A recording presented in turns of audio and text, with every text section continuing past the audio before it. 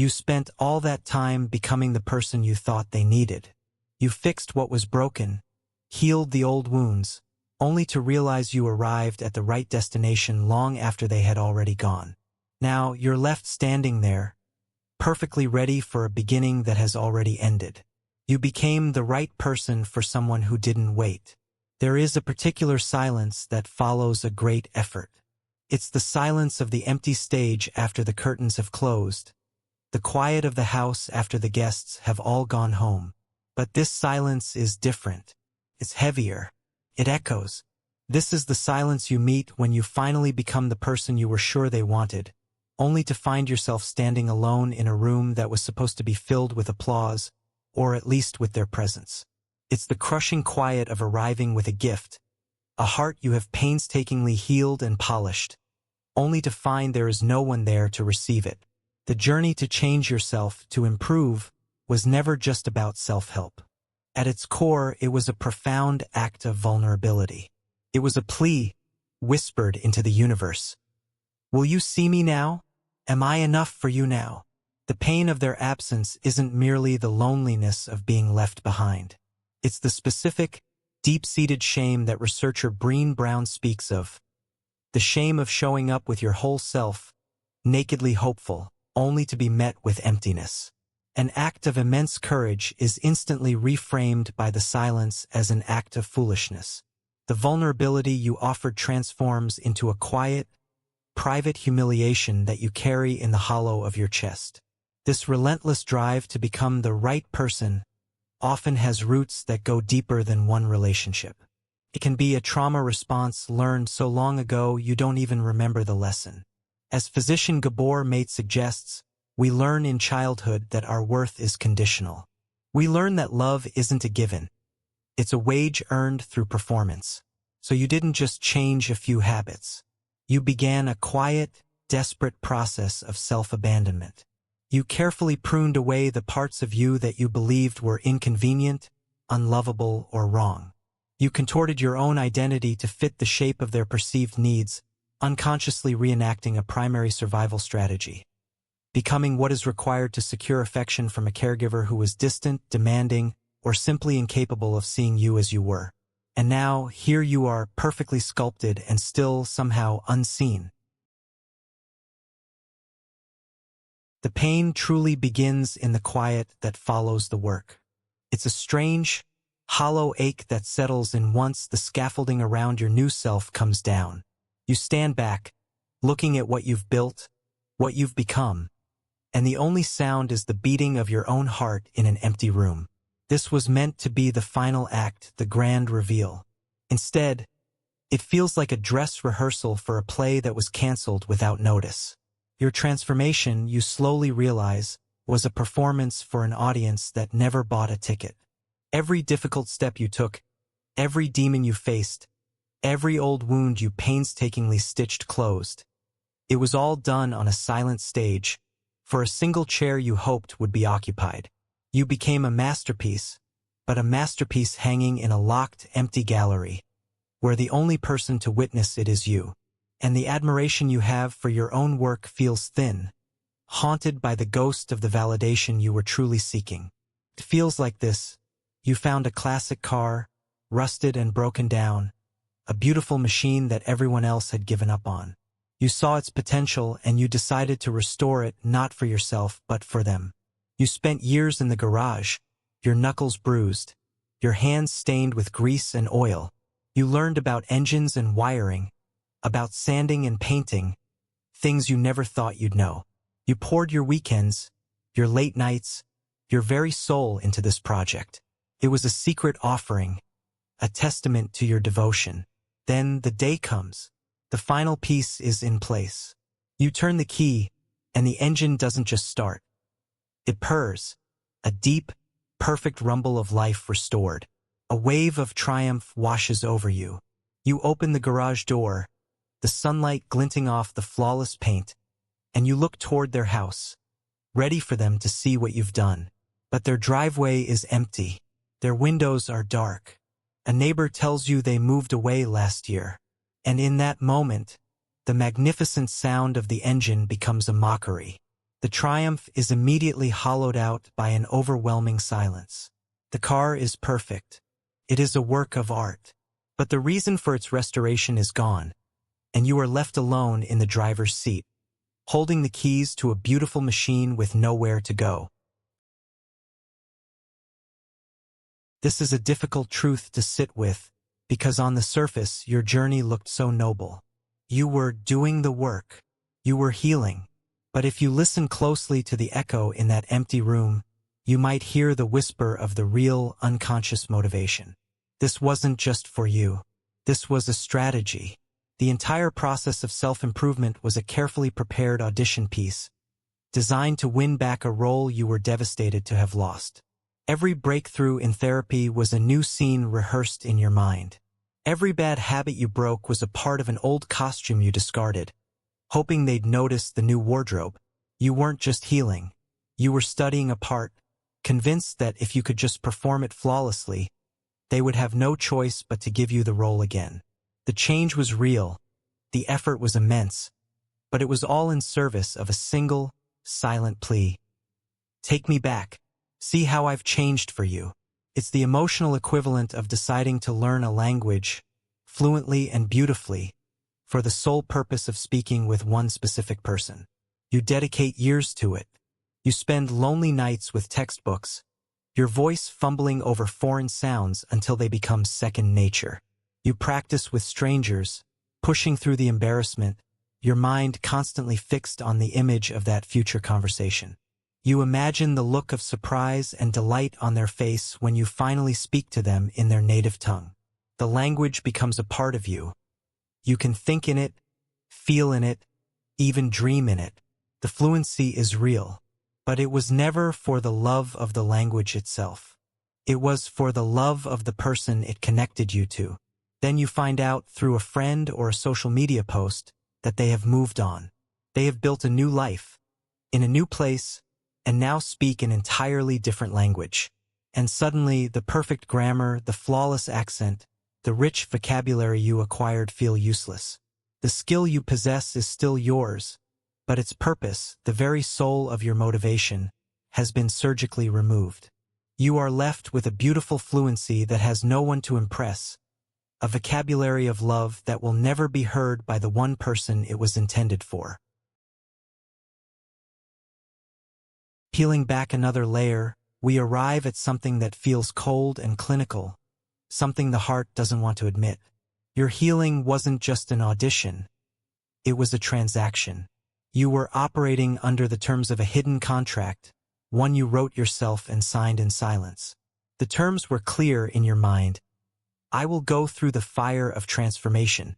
I will suffer, I will learn, I will rebuild myself from the ground up. In return, you will see this monumental effort, you will recognize my value, and you will come back to me. You will love me. You held up your end of the bargain with painstaking integrity. You paid your dues in full with the currency of your own pain and effort. Their continued absence, their silence, is the brutal discovery that they never signed your contract. They never even saw it. You were the only party in this agreement, which means it was never an agreement at all. It was a unilateral investment in a future that only you could see. This is why the pain is so disorienting.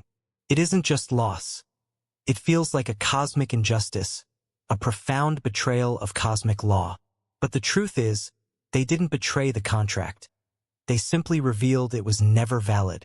You built a bridge, a magnificent structure born of sacrifice and hope. You drew up the blueprints yourself, mapping out the long, arduous path from your old self to the new. Every painful memory you faced was a pillar driven deep into the riverbed. Every new, healthier habit was a plank laid carefully in place. The entire construction was a monumental feat of emotional engineering, designed to span the chasm that separated you.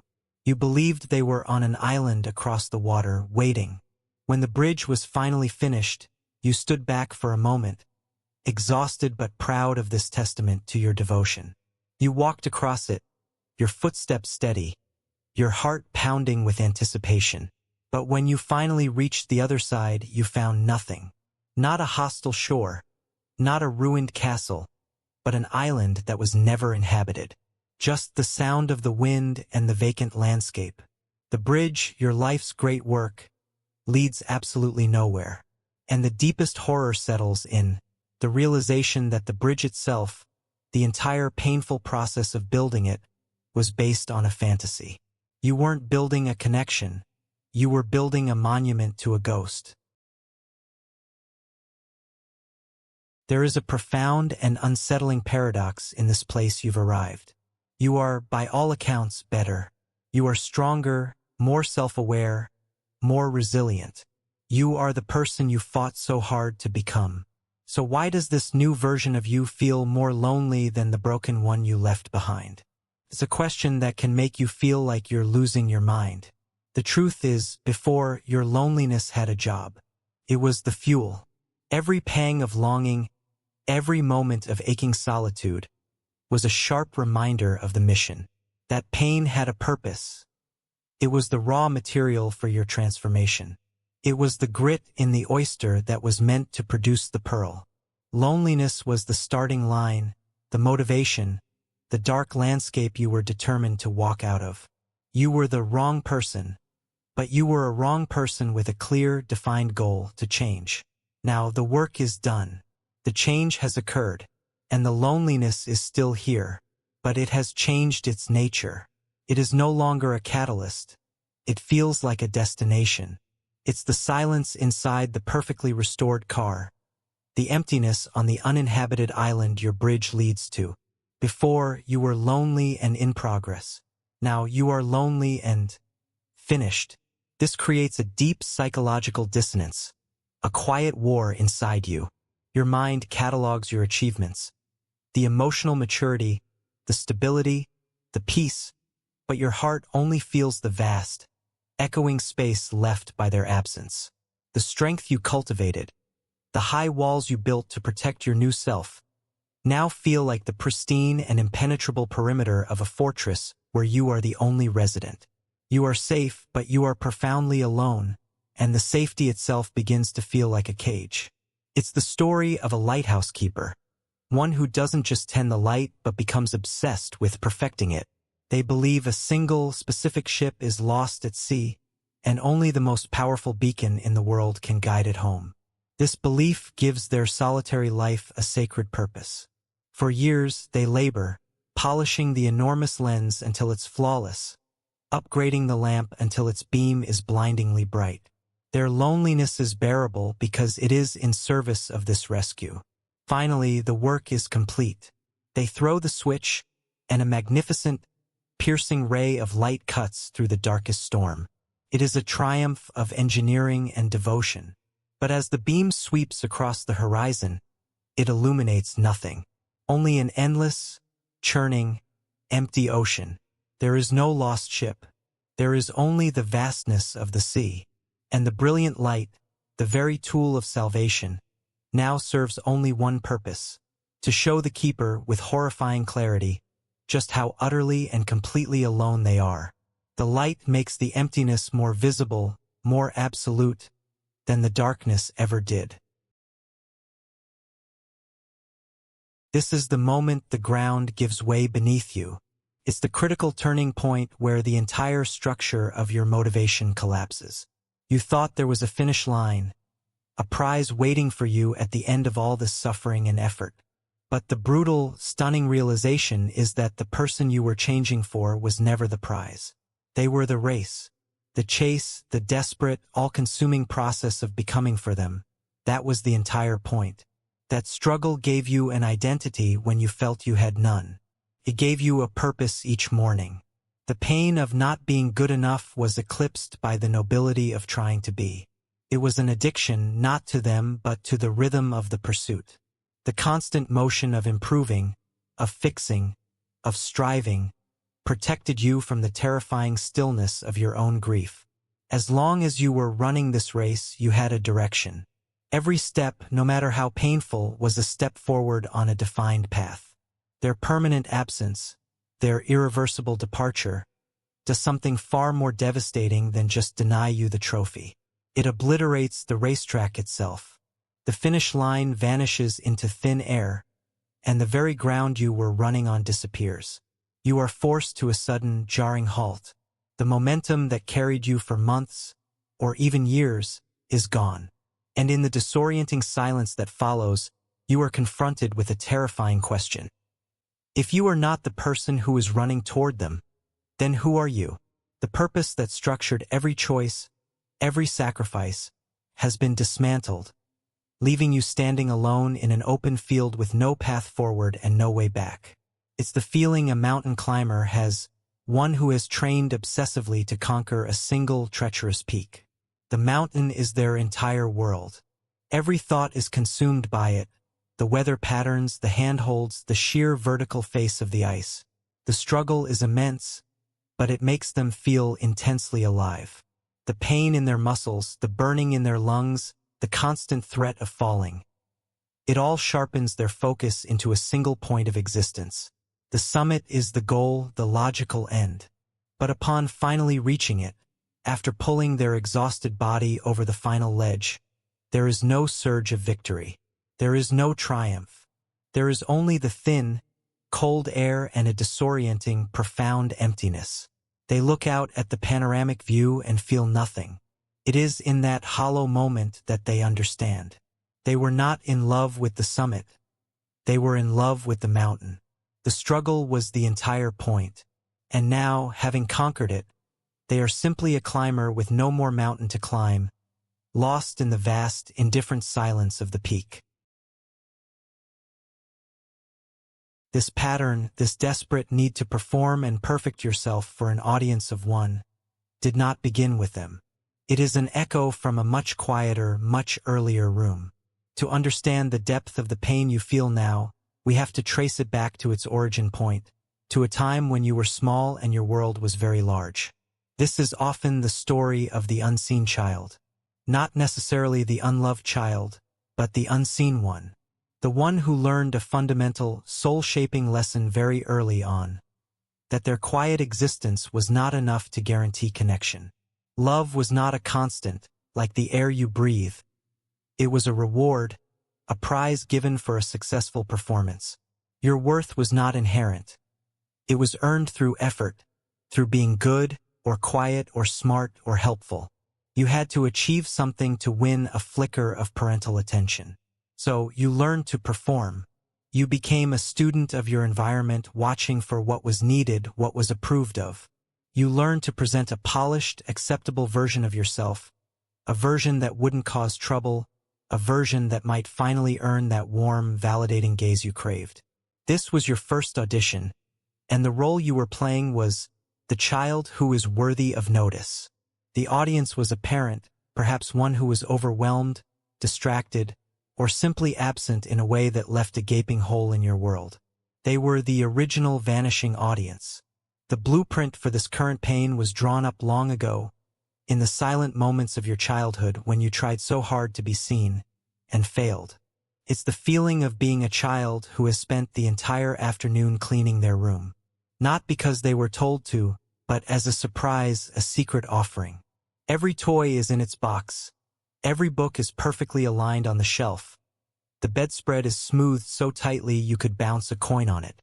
The room is a pristine, silent testament to your effort and your hope. And then you wait. You sit on the floor, your back against the door, listening for footsteps in the hallway. Your whole body is tense with a hopeful, desperate plea. Please come in. Please see what I did. Please be proud. The minutes tick by. The light in the room begins to fade. The silence gets louder, and the footsteps never come. The parent is busy or tired or simply doesn't notice. The door never opens, and you are left alone in your perfect, unseen room, with an ache that has no name. That feeling, that specific hollow ache of waiting with a perfect, unacknowledged accomplishment, is the same feeling you have right now. Their departure didn't create a new wound. It simply pressed, with excruciating precision, on the oldest one you have. Here, we can begin to gently turn the story on its head. It requires a quiet courage to even consider this, because every cell in your body is screaming that you were rejected, that you finally presented the perfected, healed, worthy version of yourself, and it was still deemed insufficient. The pain of that conclusion is absolute. But what if their departure wasn't a judgment? What if it was a release? The role you were auditioning for, the character of the right person for them, was a part you were never meant to play. It was a construction, built from their perceived needs and the ghosts of your own childhood wounds. To win that role would have meant a lifetime of performance, a constant low-level betrayal of your authentic self. You would have had to hold your breath forever. Their absence, as painful as it is, was the event that finally allowed you to exhale. Consider this: their leaving wasn't the universe saying you failed the test.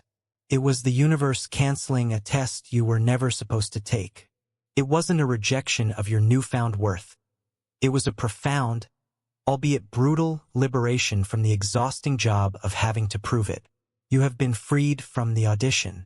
You have been released from the silent, crushing pressure of seeking approval from an audience that was always, for reasons of their own, destined to leave the theater. The end of their story with you wasn't a verdict on your value. It was the closing of a chapter that, had it continued, would have demanded you keep living as a carefully edited version of yourself. It feels like failure, but it might just be the most important intervention of your life. It's like an actor who has landed a part in a prestigious play, but feels deeply miscast. The lines feel awkward and dishonest in their mouth. The costume is uncomfortable, the character's motivations foreign. They try their best, hitting every mark, projecting their voice, but the performance is hollow because it isn't true. Then, one day, the director fires them. The humiliation is immediate and public. They walk off the stage, the feeling of failure burning in their chest. They sit alone in the stark light of the dressing room, surrounded by the costume that never fit. But after the initial wave of shame recedes, something else quietly rises to the surface. A strange, unfamiliar sense of relief. The pressure is gone. The obligation to be someone they are not has been lifted. And in that quiet, empty room, born from what felt like their greatest failure, they pick up a pen and an empty notebook. For the first time, they begin to write their own script, a story that flows from their own heart. The firing wasn't the end. It was the event that forced them to stop interpreting someone else's story and finally begin creating their own. So you are free. The audition is over, the stage is empty. But this freedom brings its own strange and complex challenge. You are left standing in a new version of yourself, a stronger and more capable version, yet it feels haunted. There is a ghost in the machine. The machine is this new life you've constructed, your healthier habits, your emotional resilience, your hard-won wisdom. But the ghost is the memory of who it was all for. Every part of this new self is tinged with the original motivation. The patience you cultivated feels like their quiet demand for you to be less difficult. The new interests you developed were chosen, in part, because you thought they would be impressed. You learned to communicate better, but the echoes of the arguments you were trying to prevent still ring in your ears. This creates a deep and unsettling sense of inner dissonance. It feels like you are living in a body that isn't entirely yours, guided by a mind whose architecture was designed by someone else's preferences. The temptation, then, can be to reject it all, to tear down the structure because the foundation feels tainted. But the growth is real. The strength you built is genuinely yours now, even if you built it for someone else. The wisdom you gained from the pain is valid. The task is not to demolish what you've become, but to learn how to live inside of it, to claim it as your own. It is the slow, deliberate process of separating the valuable asset from its painful origin. It's about learning to own the new architecture of your soul, even if they unknowingly provided the original blueprints. It's like you've moved into a beautiful house that you spent years designing and building for you and a partner who is now gone. The house itself is a masterpiece. The foundation is solid. The rooms are filled with light, but every corner holds an echo. The kitchen is too big for one. The empty space on the sofa is a physical weight. The color of the bedroom wall is the one they chose. To live in this house feels like a constant, quiet memorial to your loss. The first impulse is to sell it, to walk away, to let it fall into ruin because the ghosts are too loud. The real challenge, however, is not to abandon the house, but to reclaim it. It begins with a single, small act. You buy a chair that only you love and place it by the window. You repaint that bedroom wall a color that feels like your own soul. You turn their would-be office into a space for your own music, your own art, your own silence. It is a room-by-room, day-by-day process of exorcising the echoes, of filling the beautiful spaces with your own presence until the house is no longer a monument to them, but a home for you. This is the final stage of insight before you can truly step into your own home. It is the conscious and deliberate act of taking full ownership of the person you have become. The blueprints, as we've seen, were drawn up for someone else. They were based on a flawed premise, an unconscious contract, and a deep-seated need to be seen. But the structure you built from those blueprints, the resilience, the compassion, the unshakable strength you forged in the fire, that is yours. It is real, it is substantial, and it belongs to you. This is the moment you stop referencing the old, faded plans and start appreciating the living, breathing reality of your own being. It is the sacred act of declaring your growth as your own property, severing the last emotional chain that ties your self-worth to their validation. You did the work. You endured the pain. Therefore, the rewards, the wisdom, the peace, the character are yours and yours alone. This is not a passive acceptance. It is an active reclamation. It's a quiet, internal declaration where you say to yourself, "This patience I learned is not for them. It is for me. This strength I found is not to impress them. It is my own spine. This peace I cultivated is not a performance of stability. It is my own sanctuary." You take each quality, each new skill, each hard-won insight, and you mentally stamp your own name upon it. You claim it. This act transforms the assets of your healing from a dowry for a wedding that never happened into the foundational wealth of your own sovereign kingdom. It is the story of an artist, commissioned by a wealthy patron to paint a grand portrait. The patron is demanding, providing specific instructions for the expression, the lighting, the colors. The artist works for months, pouring all of their talent and soul onto the canvas. It is grueling, demanding work, but the result is a masterpiece. It is the single greatest thing they have ever created. On the day it is to be unveiled, the patron disappears. No final payment, no explanation, no word of praise. The artist is left alone in their studio with this magnificent painting, an object that now has no purpose and no owner. For a time, the painting is a source of profound pain, a monument to their abandonment and unrewarded labor. They consider destroying it, slashing the canvas to erase the memory. But one day they stand before it and see it differently. They no longer see the ghost of the patron. They see their own skill, their own resilience, their own heart in every brushstroke. They pick up a fine brush, dip it in paint, and in a steady, deliberate hand, they sign their own name in the bottom corner. In that single, powerful act, the painting is transformed. It is no longer a failed commission. It is a masterpiece, claimed by its true creator. It is now theirs to hang in their own gallery. And so you arrive here. In the quiet after the storm of revelation, you stand in the center of the life you have built. The ghosts have been seen. The old contracts have been brought into the light, and the echo in the empty room has softened into a gentle hum. The house you built is still standing, stronger than ever, but you are no longer a visitor in it. You are learning to be its resident. The empty spaces no longer feel like a loss, but like an invitation, a space for your own self to grow into. The painful journey has led you to a place you never intended to go, but a place you desperately needed to find. This desperate search for belonging, the deep need to be seen and accepted into their world, forced you out into the wilderness of your own soul. You thought you were navigating toward them, using their approval as your North Star.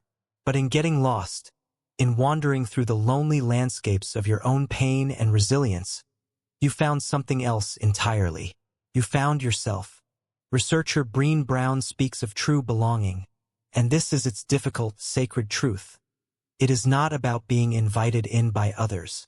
It is the unshakable realization that you are the home. The whole journey, the painful performance, the one-sided transaction, the agonizing wait, was the final necessary key. Their absence was not the lock on their door, but the event that finally made you check your own pocket. You were carrying the key to your own front door all along. You lived by an unspoken, toxic agreement, a covert contract that therapist Dr. Robert Glover might identify.